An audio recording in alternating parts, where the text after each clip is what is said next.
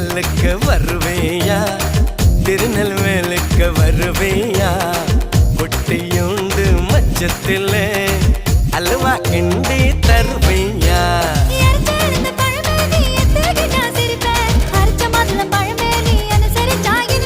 கிடைச்ச முந்தரி பழமே நீ கெட்டதெல்லாம் ஜெயிப்பேன் வெடிச்ச வெள்ளரி பழமே வெக்கம் பார்த்த எடுப்பேன்